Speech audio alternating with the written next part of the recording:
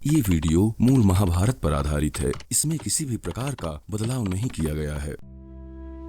दोस्तों, पिछली वीडियो में आपने सुना कि महारथी श्वेत ने एक साथ कई बाणों का प्रहार करके पितामह भीष्म को क्षत विक्षत कर दिया, साथ ही उनके ध्वज को भी काट गिराया। तब दुर्योधन ने कौरव पक्ष के वीरों को ललकारते हुए भीष्म की सहायता के लिए भेजा, लेकिन वीर श्वेत ने न केवल उन सभी योद्धाओं को अपने बाहुबल से रोक दिया, बल्कि पितामह भीष्म को एक बार पुनः बुरी तरह घायल कर दिया। अब आगे। तब आपके पिता देवव्रत भीष्म अपने ध्वज को टूट कर गिरा हुआ और सेना को निवारित की हुई देख क्रोध से भर गए। महाराज, उन्होंने श्वेत पर बहुत से बाणों की वर्षा आरंभ कर दी, परंतु रथियों में श्रेष्ठ श्वेत ने रणक्षेत्र में उन सभी सहायकों का निवारण करके पुनः एक भल्ल के द्वारा आपके पिता भीष्म का धनुष काट दिया। राजन, यह देख गंगानंदन भीष्म ने क्रोध से मूर्छित हो उस धनुष को फेंक कर दूसरा अत्यंत प्रबल एवं विशाल धनुष ले लिया और उसके ऊपर पत्थर पर रगड़ कर तेज किए हुए 7 विशाल भल्लों का संधान किया।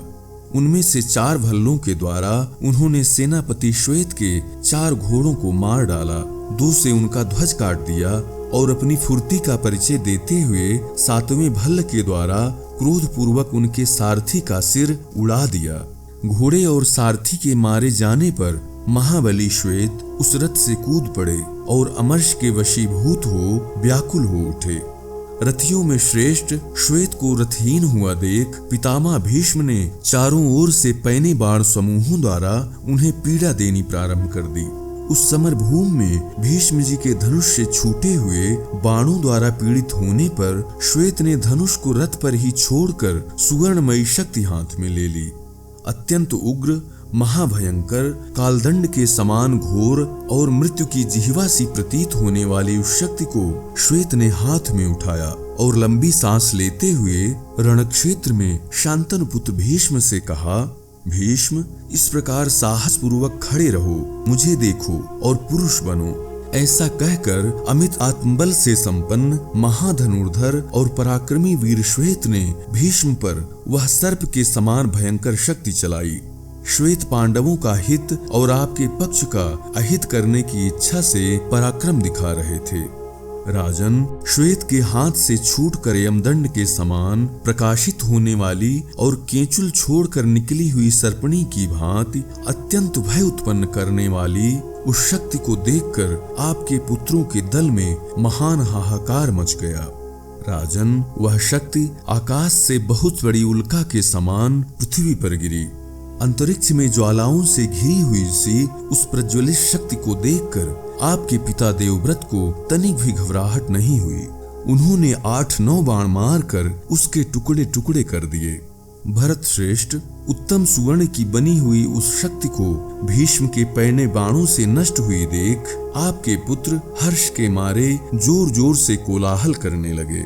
अपनी शक्ति को इस प्रकार विफल हुई देख विराट पुत्र श्वेत क्रोध से भर गए। काल ने उनकी विवेक शक्ति को नष्ट कर दिया था, अतः उन्हें अपने कर्तव्य का भान न रहा। उन्होंने हर्ष से उत्साहित हो हंसते हंसते भीष्म को मार डालने के लिए हाथ में गदा उठा ली। उस समय उनकी आंखें क्रोध से लाल हो रही थीं। वे हाथ में दंड लिए यमराज के समान जान पड़ते थे। जैसे महान जल प्रवाह किसी पर्वत से टकराता हो, उसी प्रकार वे गदा लिए भीष्म की ओर दौड़े। प्रतापी भीष्म उसके वेग को अनिवार्य समझकर उस प्रहार से बचने के लिए सहसा पृथ्वी पर कूद पड़े। उधर श्वेत ने क्रोध से व्याप्त हो उस गदा को आकाश में घुमाकर भीष्म के रथ के ऊपर फेंक दिया, मानो कुबेर ने गदा का प्रहार किया हो। भीष्म को मार डालने के लिए चलाई हुई उस गदा के आघात से ध्वज, सारथी, घोड़े, जुआ और धुरा आदि के साथ वह सारा रथ चूर चूर हो गया। रथियों में श्रेष्ठ भीष्म को रथहीन हुआ देख शल्य आदि उत्तम महारथी एक साथ दौड़े।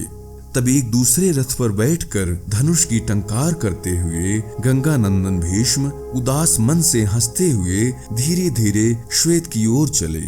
इसी बीच में भीष्म ने अपने हित से संबंध रखने वाली एक दिव्य एवं गंभीर आकाशवाणी सुनी। आकाशवाणी ने कहा, महाबाहु भीष्म, शीघ्र प्रयत्न करो। इस श्वेत पर विजय पाने के लिए ब्रह्मा जी ने यही समय निश्चित किया है। देवदूत का कहा हुआ यह वचन सुनकर भीष्म जी का मन प्रसन्न हो गया और उन्होंने श्वेत के वध का विचार किया।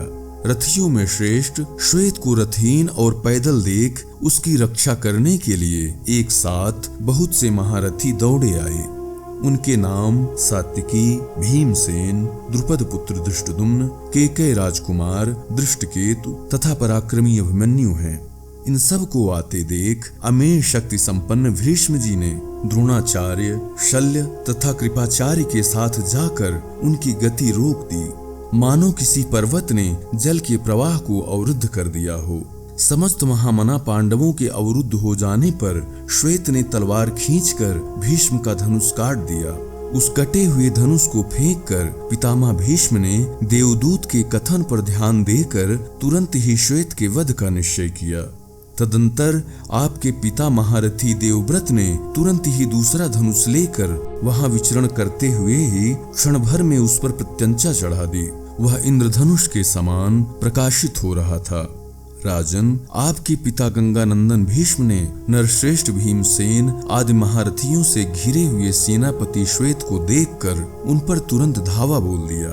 उस समय सेना नायक भीमसेन को सामने आते देख प्रतापी महारथी भीष्म ने उन्हें 60 बाणों से घायल कर दिया। उस समरभूमि में आपके पिता भीष्म ने झुकी हुई गांठ वाले 3 बाणों से अभिमन्यु को चोट पहुंचाई।